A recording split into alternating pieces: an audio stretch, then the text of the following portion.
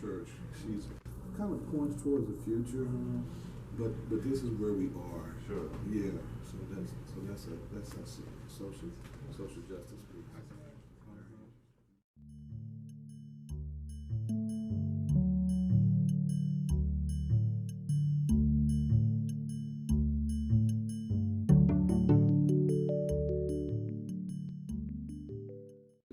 She tried to kneecap votes for the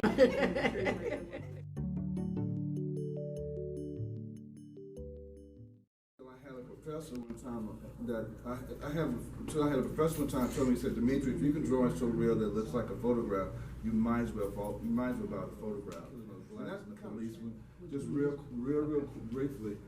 My whole at the time I was feeling with the killing of them, they were viewing black males as gorillas, and so that's where the gorillas up there. As police are aiming and shooting at him, of course, there's on the back of this policeman's head is this halo, which because in the back of it it's taped to his helmet because we assume that they're all good cops. Yeah. In other words, we assume them to have a sense of righteousness, which they don't. So as the camera views them across America, once again, this is his face shows up across the land. That represents the land of America, and this kind of represents a disconnect between the black and white community society right now. There's a wall there, but you can see through it, but you really just can't go over there.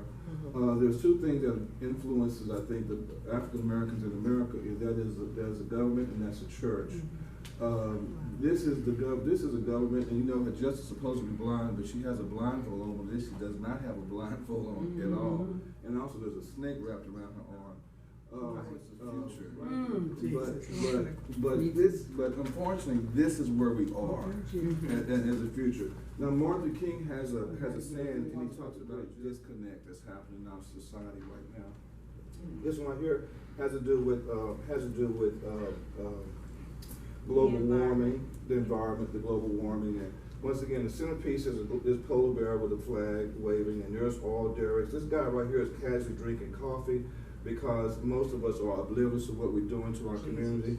I was telling him, I heard years ago that there are still baby diapers in landfills that was in the 1960s. And so they made all these baby diapers out of plastic, and they're not dissolving. And so ignorance on our part and naivety on our part, so that's why he's just casually drinking there. Urban sprawl that's sprawling over each other with a nuclear bomb going off in it because we're destroying the environment. Say something about the ape at the bottom. Oh, this ape right here, it's actually, but just thank you. Studying this history, civilizations have come and gone, but we have a tendency to think that America will be here forever. You know, we never think of America as passing, but the Greeks were here, the Romans here, you read the Bible, all those nations was gone. So that's the reason why it's the sandcastle there. And think about it, I think, you know, God is still in control because this is an ape, and this kind of do with evolution. The fact that some folks believe, you know, we come from apes, and they say, but the chance of us coming from apes would be like giving an ape a typewriter, typing out Shakespeare. So just kind of to do them, and it didn't take as long. All of these, most of these are based upon. I'm interested in the concept of not progression, but just a transformation. Hence the title of it. And so, what I like about transformation is the fact that it's always chaotic at first, and this has to do even in your life. And as an artist, you'll know that your area might look chaotic, but at the very end results, there's always a general direction that everything is going into some kind of finality. And so that's get it right as far as spacing with the triptych to make sure that it flowed well. But I just knew that somebody needed some. If you have a big, massive space, you would need something for that. Once again, these are just abstract. This piece down here is on my iPad. This is a digital piece I did on my iPad. This is my Eve. I kind of wanted it out on there. Say it again. How do you print it out from your iPad? Yeah, from my iPad. In fact, I've done several portraits on my iPad. I'll do it on my iPad, and then what I'll do is I will send it to a company to where I just email it to them, and they'll print it out any size that I want. And I can get it printed out on paper. I can get it printed out on color. I mean on canvas. Yeah. And so that's some of them don't really have meanings. The technique is cross hatching on this. The reason why I bring this out because this is cross hatching on this piece. That's just Africa. This is a pastel on this one. This is just a landscape. And everybody, if I turn your attention, the first person I did, these are all him. And the thing that I loved about him, you know, he's a very distinguished and handsome male. And to me, yeah. And to me, he just epitomizes what I would think is idyllic African male. All right now. And the thing about it, maybe because I don't have any hair, I love his hair, and I love the fact that he wears his hair the way he wears it. Yeah. You know, it's not based on anybody's preference. It's just based on the way how he likes it. And to me, that's the thing that, and part of our identity is our hair. Really scribble, and all scribble method is that I just kept doing this through the whole piece.